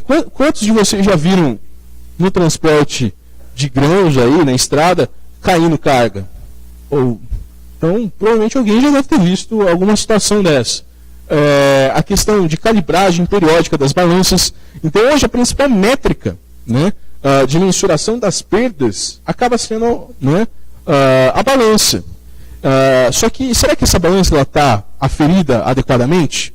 Né? Então, porque com certeza isso vai trazer um impacto na sua métrica de perda, de quebra técnica, de todos os seus contratos estabelecidos entre os agentes, né? A questão do treinamento de profissionais, principalmente relacionados aí à questão da armazenagem. Então, conforme a gente viu, a armazenagem é uma etapa que se perde muito e você precisa ter treinamentos adequados das tecnologias utilizadas para que você possa gerir melhor as perdas que acontecem ali. A questão também da ampliação da capacidade de armazenagem acaba sendo uma estratégia interessante para a redução das perdas. Melhoria nas condições das rodovias brasileiras, melhoria nos coeficientes gerenciais e técnicos em todas as operações, né? Então, é importante que os agentes de toda a cadeia tomem, né, consciência da importância das perdas, né? Então, assim, por mais que a perda seja pequenininha, né, nessa atividade, mas a hora que você faz a conta total ali, essa perda ela pode atingir um valor elevado, né? E, obviamente, isso está tendo um reflexo do ponto de vista financeiro, né? E, portanto, ela deve ser considerada como um custo, né? Inclusive, sob uma ótica de gestão, a perda ela pode ser considerada um custo, né? O custo da perda. E aí sim, você vai gerir melhor, né, as suas atividades relacionadas às perdas. Isso pensando de uma forma ampla, tá? Agora, por último, eu queria falar a questão dos alimentos, né? Então, hoje existe uma grande preocupação relacionada aos alimentos que a gente perde, né? Então, principalmente no atacado e no varejo. O que pode ser feito para reduzir perdas no atacado e no varejo? O que vocês sugerem? Vocês como futuros profissionais na área de alimentos. Futuros gestores. Como vocês podem recomendar estratégias para redução de perdas no atacado e no varejo? De alimentos, especificamente.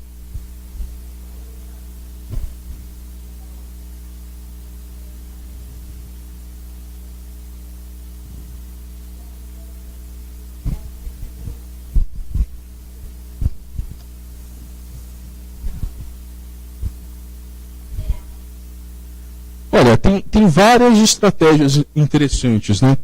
Bom, primeiro, né, a gente, do ponto de vista da logística, melhorar a previsão de vendas.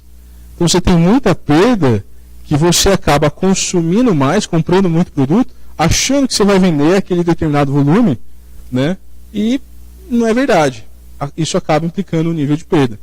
E hoje a gente vive uma evolução, né? Uma revolução aí, que alguns falam, nova revolução industrial, né? Agricultura 4.0, logística 4.0, indústria 4.0, que é a utilização do Big Data para tomadas de decisão, análise de grandes dados, grandes volumes de informações para nos auxiliar, muitas vezes em tempo real. Então, você pode ter, inclusive tem alguns modelos interessantes para isso, que podem ser aplicados para as perdas. Então, essa pode ser uma estratégia. Né? Um segundo estratégia importante, que vocês talvez já tenham visto, o Carrefour fez uma estratégia interessante recentemente, que é aquela dos produtos que estão com um padrão diferente do convencional. Né? Então, são produtos aí que têm a mesma qualidade, mas que tem algumas pintinhas, ou tem alguma deformidade, né, que muitas vezes o consumidor não prefere aquele tipo de alimento, principalmente hortaliças, frutas e verduras. Então, essa é uma estratégia interessante. Você pode pegar esses produtos, né, que não estão na qualidade adequada, num padrão de qualidade alta, e dar um desconto nesses produtos. E aí você vende e evita uma perda que acontece no elo, principalmente aí, do varejo. Tá? Então, esse é um aspecto importante. Agora, quando a gente analisa o atacado, no atacado, então, quem aqui já foi CEAGESP, CEASA, alguma vez? Bom, no atacado, o nível de perda realmente é muito baixo. Porque o que acontece no atacado? Quando você tem um produto lá que tem uma baixa qualidade, o que o atacadista vai fazer? Ele vai reduzir o preço. Então, tem lá um produto, banana. Banana tá de baixa qualidade. Então, ele estava vendendo o cacho, sei lá, R$2. Ele fala assim, promoção do dia, estou vendendo a 50 centavos, R$1. Alguém vai comprar. Né? Alguém vai comprar e aí, obviamente, não vai ter perda. Então, a perda realmente, no atacado, ela é muito baixa em função dessas estratégias comerciais. Ele consegue dar desconto e consegue vender. Né? E um outro aspecto importante, principalmente na logística e de perecíveis, né, na produção de perecíveis, é que o que define, né, o tempo de prateleira, a vida útil desses produtos, a vendabilidade daquele produto, é tudo que você utilizou na sua produção. Então, você produziu um produto ruim, ele vai sempre carregar essa característica até chegar no consumidor, que vai preterir ele do consumo. Né? E a sua logística também vai influenciar no tempo de prateleira. Né? Por exemplo, tem uma empresa muito grande, até multinacional, que fica próximo aqui de Pirassununga, que atua na área de alimentos, né? Que faz iogurte. E aí, que eles comercializam iogurte no norte do país. Só que não tem como sair daqui da região, ir para o norte e chegar lá com um tempo de prateleira que consiga vender rápido. Então eles acabam optando por uma operação multimodal envolvendo rodovia com o modal aéreo. Né? Então segue daqui, dessa região, até Viracopos. Viracopos embarca num avião que chega no norte e lá do norte tem a distribuição aí para as principais redes de varejo. E daí, isso custa caro, mas é uma forma de você garantir a presença da marca na região e garantir que você tenha um tempo de prateleira que você consiga vender o seu produto. Porque essa é uma preocupação do consumidor, né? A questão da validade. Né? E mais especificamente ainda, isso até pode ser uma estratégia interessante. Você tirar a data de validade do seu produto das embalagens. Né? Será que realmente a gente não pode consumir um pouco além da data de validade que está lá? Então, na Europa já tem tido esse tipo de discussão, principalmente em embalagens inteligentes que mudam de cor. Né? Então, olha só, ele muda de uma cor para uma faixa que fala assim, aqui o alimento está próximo ao vencimento. E depois daquela cor, ele fala, você não pode consumir de jeito nenhum. né? Então, você alterar a questão da data de validade, né, de uma forma, obviamente, consciente e segura, né, pode garantir também que você reduza perdas e, principalmente, desperdício de alimentos. Uma outra estratégia muito interessante, que vale muito a pena de ser estudada, inclusive, eu deixo o convite aí para vocês conhecerem a Ceasa lá de Campinas, que tem utilizado bastante essa estratégia relacionada a banco de alimentos. O que é um banco de alimentos? Então, lá dentro da Ceasa, que é uma central de distribuição de alimentos, os concessionários, né, os permissionários, na verdade, que fazem parte lá e vendem, né, e comercializam lá as frutas, verduras e legumes, quando ele tem um produto que de fato ele não vai conseguir vender, ele destina ele para esse banco de alimentos que fica ali dentro. Chegando lá, nesse banco de alimentos, eles fazem a classificação do alimento. Falam assim, ó, esse alimento ele pode ser consumido por um humano? Está em fase de consumo? Tá. Se sim, ele vai montar uma cesta básica e vai distribuir essa cesta básica para pessoas que foram cadastradas lá, que tenham determinadas características sociais, né? Pode distribuir também essas cestas básicas para hospitais, creches, né, e asilos, né? Agora, se esse alimento ele não foi classificado, né, como seguro para consumo humano, ele tem outras destinações. Ele pode virar ração animal, ele pode virar compostagem, né? Então, são estratégias aí bastante interessantes para você evitar, né, para você minimizar perdas e também desperdício de alimentos. Né? E quando a gente tem um desperdício de alimento muito grande nos restaurantes. Né? O que um restaurante pode fazer? Ele pode também fazer uma doação para um banco de alimentos. Né? Então, o banco de alimentos ele tem lá todo um protocolo de como pegar esses alimentos, como fazer a distribuição. Muitas vezes, ele fazer uma doação direta para algum lugar, ele corre um risco legal, na verdade, um risco jurídico, né? Porque se ele dá um alimento, ele doa, e alguém passa mal, alguém que passou mal vai processar ele, e muitas vezes, obviamente, ele pode perder essa causa. Né? Então, a partir do momento que você envolve um banco de alimentos, intermediando isso, o banco de alimentos vai criar uma série de protocolos importantes que precisam ser estabelecidos e fazer aí a distribuição desses alimentos. Então, isso é uma estratégia bastante interessante aí, voltada para a redução dos alimentos. E um outro aspecto importante é você conscientizar as pessoas para reduzir o consumo. Né? Então, a redução, né, do consumo, você tentar consumir menos, né, ou você comprar aquilo que de fato você vai consumir, é uma estratégia aí, bastante interessante. Ok? Uma outra estratégia, por último, aí, vocês também da área de alimentos, que a gente tem visto bastante para o varejo, é o processamento dos produtos. Então, você tem lá um produto que ele tá feio, né, ou está próximo ao vencimento, né, você pode pegar esse produto, processar ele, né, e comercializá-lo de uma outra forma, embalagem, já processamento mínimo, de uma outra forma, e é uma forma também de você mitigar as perdas. Ok? Bom, conclusões gerais. Né?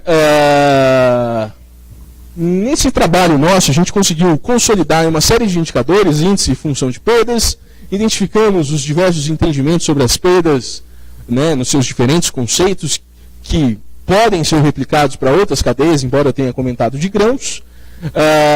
Um aspecto importante é que perdas relativas baixas versus perdas totais elevadas, então muitas vezes os agentes não dão bola para um determinado nível de perda que é baixo. Mas, na hora que ele quantifica o global, ele vê que isso faz a diferença.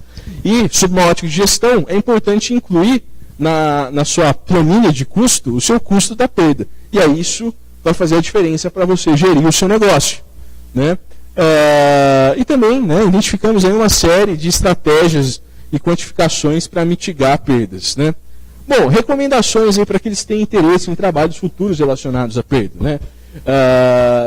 Seria possível aí estudar tecnologias novas aí de armazenagem para redução de perdas, né? estruturação de um plano de gestão de perdas em diversos níveis, perdas nas operações globais envolvendo o comércio internacional, estudos de perdas envolvendo algo que chama Internet das Coisas. Quanto aqui já conhece Internet das Coisas? Ou já ouviu esse termo? Então está cada vez mais comum, né, a nomenclatura da Internet das Coisas, essa integração, né, entre as tecnologias com os dados para tomadas de decisão, muitas vezes em tempo real, né? Um outro aspecto importante também, como redução de perdas, diz respeito aí à questão da Short Food Supply Chain, né? O que é uma Short Food Supply Chain, uma cadeia de suprimentos curta? É você eliminar vários agentes intermediários da cadeia, você conectar o produtor diretamente com o consumidor, né? Por exemplo, você fazer uma feira local, que vai vender ali os produtos locais, tirando os intermediários. Você consegue reduzir vários níveis de perda nesse tipo de atividade, né? Inclusive, você acaba reduzindo custos, né? Entregando um produto mais barato para o consumidor, tudo mais. Estudos relacionados aí aos green corridors versus as perdas, né? A mensuração dessas pegadas dos impulsos de produção. E daí no Exaltlog nós temos também um outro projeto nosso que é voltado para o desenvolvimento de um sistema de informação de perdas de pós-colheita na agricultura do Estado de São Paulo, né, voltado para fazer contribuições na segurança alimentar. Esse sistema ele vai estar disponível a partir do próximo mês. Então, aqueles que têm interesse em conhecer o Exaltlog, deixo o convite para acessarem o nosso site e fazer uma visita para a gente lá em Piracicaba. Deixo aqui também uma série de contribuições do Exaltlog voltado para essa temática das perdas, né, e os links aí para acesso desses trabalhos e artigos, né, as referências utilizadas e, por último, o meu contato para aqueles que tiverem alguma dúvida, queiram conversar a respeito mais aí da logística do agronegócio, ou queiram fazer uma visita em Piracicaba. Eu agradeço a atenção de todos, foi um prazer estar aqui à tarde com vocês. Então, muito obrigado, pessoal.